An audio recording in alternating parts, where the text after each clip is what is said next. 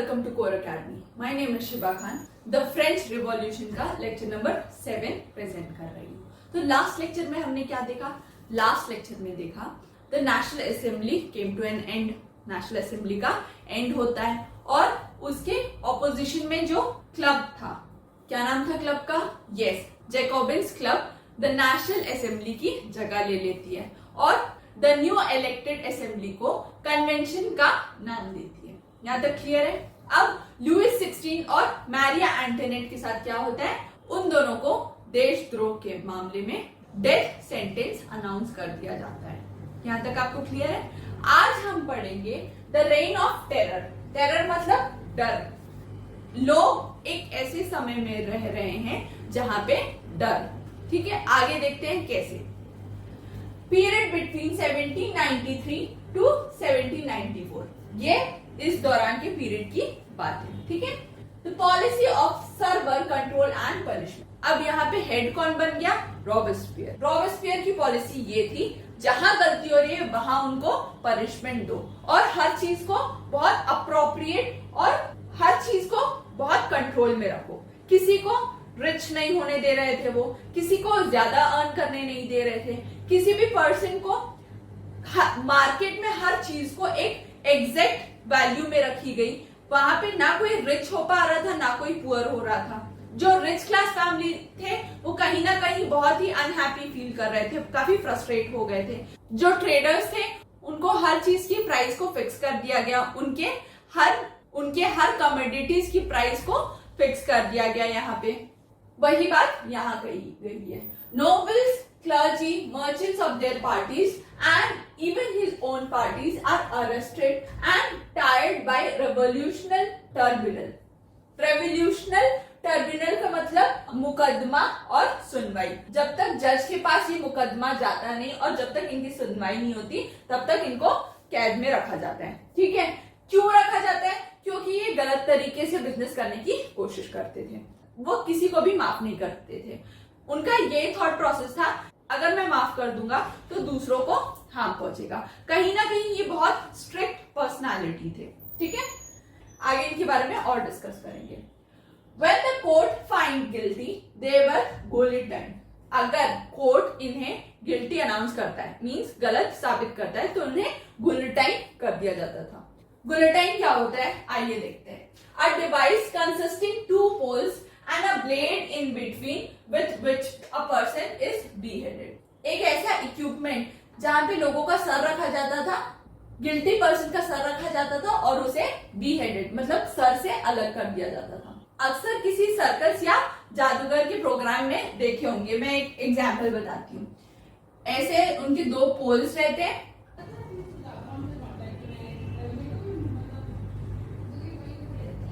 पोल कुछ इस तरह से रहते हैं, यहाँ पे उनका सर रखा जाता है और ऊपर ये ब्लेड गिरा दिया जाता है तो सर अलग हो जाता है।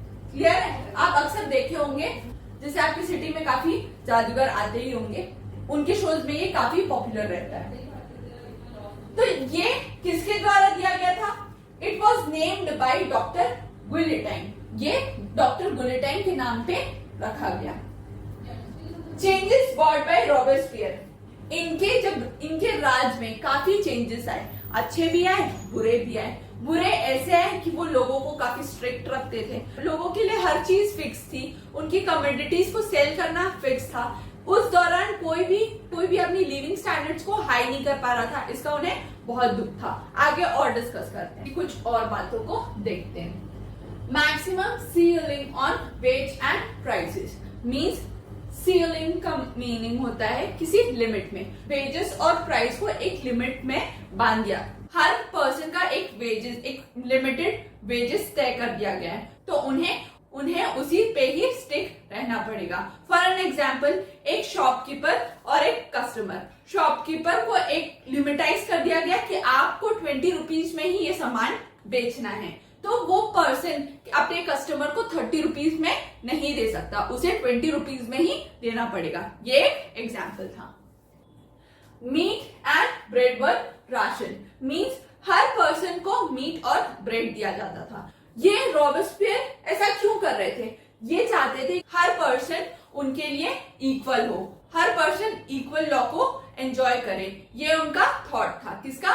रॉबेस्क्यू का। This was done to bring equality among the people. हर पर्सन में इक्वालिटी लाने की उनकी ये कोशिश थी। Peasants were forced to transport their grains to cities. अब कुछ पीजेंट्स क्या करते थे, कुछ पीजेंट्स अपने घर पे ग्रेन्स को स्टोर करने की कोशिश करते थे, लेकिन उनको रॉबेस्क्यू फोर्स करते थे कि आपको अपने ग्रेन्स को ट्रांसपोर्ट करना पड़ेगा, कहाँ? सिटीज में। Okay. Promotion of equal bread. Equal bread means, देखिए, जो हाई क्लास पीपल होते थे ना, वो व्हाइट फ्लोर का ब्रेड यूज करते थे, मीन्स मैदे का ब्रेड यूज करते थे। व्हाइट फ्लोर मीन्स मैदा, ठीक है, मैदे का ब्रेड यूज करते थे। और कुछ पर्सन व्हीट का ब्रेड यूज करते थे। तो उन्होंने व्हाइट फ्लोर को टोटली बैन कर दिया, क्योंकि ये शायद रैशनलाइज कर सकता था, इसलिए उन्होंने व्हाइट ब्रेड को टोटली फॉरबिडन कर दिया। वही बताया गया है, use of expensive white flour was forbidden. Okay. Instead of traditional monsieur means sir and madame which is madam, means जो इनके ट्रेडिशनल वर्ड्स थे, जैसे कि मोनेस्क्योर मीन्स सर को डिनोट करते थे ये कह के, और मदम विच मीन्स मैडम, ये दोनों वर्ड्स को अबॉलिश कर दिया गया और इनके जगह सिटीजन्स का वर्ड यूज किया गया। किसका वर्ड यूज किया गया? सिटीजन्स का वर्ड यूज किया गया, ताकि हर पर्सन को वो इक्वल लेवल में बांध सके। क्लियर है? आगे देखते हैं। Churches were shut down and converted into offices. हर जगह की चर्चेस को इन्होंने बंद किया और वहां पे ऑफिस डाल दिए। यहां तक क्लियर है? अब due to Robespierre restless policies his supporters started opposing him. अब बहुत से इनके सपोर्टर्स ने इनका अपोज किया, उन्होंने बोला कि आप सही नहीं कर रहे। अब कुछ लोग इनके अगेंस्ट जाते हैं और ये बात जुडिशरी में पहुंचती है, तो जज ने भी इन्हें डेथ सेंटेंस सुना ही दिया और रॉबेस्पियर्स को भी बुलेटिन के थ्रू डेथ सेंटेंस सुनाई जाती है। यही कहा गया इस टॉपिक में। He convicted by the court in July 1794 and said to bulletin। I hope आपको यहाँ तक टॉपिक क्लियर है। आगे एक और टॉपिक कवर करते हैं, अ डायरेक्टरी रूल्स फ्रांस। अब ये बताया गया कि डायरेक्टरी कैसे फ्रांस में रूल करता है, आइए देखते हैं। Jacobins fall come to an end. Jacobins जो क्लब रहता है वो उसका एंड हो जाता है। Wealthier middle class came to an power. अब क्या होता है, जैकोबिन्स तो हट गया, मींस जैकोबिन्स क्लब का पावर तो चला गया। अब वैक्यूम की स्थिति बनती है, मींस वहां पे कोई नहीं रहता एज अ रूलर, आप कह ले एज अ रूलर, या कोई तो होना चाहिए आपके हेड में, तो आपके हेड पे अभी कोई नहीं है।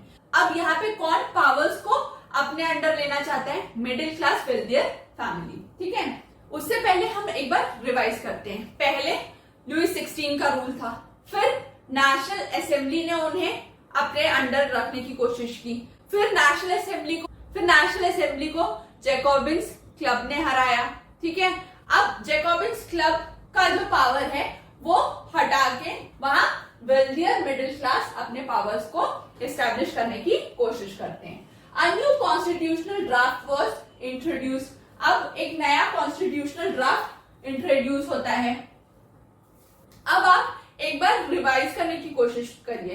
नेशनल असेंबली ने भी एक कॉन्स्टिट्यूशनल ड्राफ्ट बनाया था जिसमें एक्टिव और पैसिव पर्संस के बीच में डिफरेंशिएट किया था। फिर रॉबेस्क्यू जब आए, 21 इयर्स के मेन पार्टिसिपेट कर सकते हैं वोट देने में। जो 21 इयर्स के पर्सन है वो वोट कास्ट कर सकते हैं। ये जरूरी नहीं है कि उनके पास प्रॉपर्टी हो, ये उनका कहना था। बट एक चेंज आता है अब। The new constitutional draft was introduce, जहां पे एक नया कॉन्स्टिट्यूशनल ड्राफ्ट बनाया जाता है जहां पे जिनके पास प्रॉपर्टी नहीं है वो वोट कास्ट नहीं कर सकते, ये इनका कहना था। क्लियर है? आगे चलते हैं। दे प्रोवाइडेड 2 एग्जीक्यूटिव लेजिस्लेटिव काउंसिल। इन्होंने क्या किया? 2 एग्जीक्यूटिव लेजिस्लेटिव काउंसिल बनाया। पहले क्या था? 1 मैन एग्जीक्यूटिव की पावर्स थी, ठीक है। अब 2 लोगों की लेजिस्लेटिव काउंसिल बनाई। फिर अपॉइंट किया किसको? डायरेक्टरी को। डायरेक्टरी को अपॉइंट करते हैं। उनमें से 5 इलेक्टेड मेंबर्स को एग्जीक्यूटिव के तौर पे बनाया जाता है। अब सारे पावर्स इन 5 लोगों के हाथ में है। कोई एक पर्सन रहता, जैसे कि रोबेस्क्यू थे, वो उनके मन में जो भी आता था वैसे काम करते थे। लेकिन 5 लोग क्या करेंगे, आपस में अपने व्यूज को शेयर करेंगे और एक प्लान को एक्सेप्ट करेंगे। तो ये सारी चीज लोगों के लिए बेनिफिशियल होगा, ये इनका मानना था। यहां तक बात क्लियर है? इसी बात को आगे कहा गया, lesson learn from one man executive as under Jacobins club. Clear है? जैकोबिन्स क्लब से उनको एक सीख मिलती है रोबेस्क्यू के तौर पे। आई होप आपको यहां तक क्लियर होगा। आगे चलते हैं। सो इस कॉन्स्टिट्यूशनल ड्राफ्ट का भी कुछ ड्रॉबैक था, आइए देखते हैं। Conflict between directors and legislative council. अब कॉन्फ्लिक्ट होता था किनके और किनके बीच में, डायरेक्टर्स और लेजिस्लेटिव काउंसिल के बीच में। मींस इन दोनों की जो आइडियाज है वो कहीं मैच नहीं हो रही थी। इससे लोगों को काफी परेशानी उठानी पड़ी। ठीक है? Conflict between directors and legislative council often result in political stability means यहाँ पे ये बताया जा रहा है लेजिस्लेटिव काउंसिल और डायरेक्टर्स के बीच में की जो आइडियाज या पॉइंट ऑफ व्यूज है ये मैच नहीं हो रहे थे, इसलिए जो पॉलिटिकल इंस्टेबिलिटी आ चुकी थी। अब उस दौरान पॉलिटिकल इंस्टेबिलिटी थी जिसे फुलफिल नेपोलियन बोनापार्ट करते हैं। वो उस दौरान मिलिट्री के हेड थे और अब फ्रांस में शुरू होता है मिलिट्री डिक्टेटरशिप। अभी जो हमने फ्रेंच रिवॉल्यूशन की स्टोरी पढ़ी थी, फ्रेंच रिवॉल्यूशन की स्टोरी यहाँ पे एंड होती है, नेपोलियन बोनापार्ट तक एंड होती है। आगे की 2 टॉपिक्स विमेन्स और जो स्लेव्स थे उनकी क्या पोजीशंस रिवॉल्यूशन के दौरान, ये बताया गया है। आई होप आपको समझ में आया होगा फ्रेंच रिवॉल्यूशन बहुत अच्छे से। चैप्टर के एंड में जब हम विमेन और स्लेव्स का पोर्शन कंप्लीट कर लेंगे तो मैं आपके लिए एक समरी पोर्शन ले आऊंगी फ्रेंच रिवॉल्यूशन के लिए। I hope this video was helpful for your studies. If you have any kind of a doubt, please let me know. Thank you.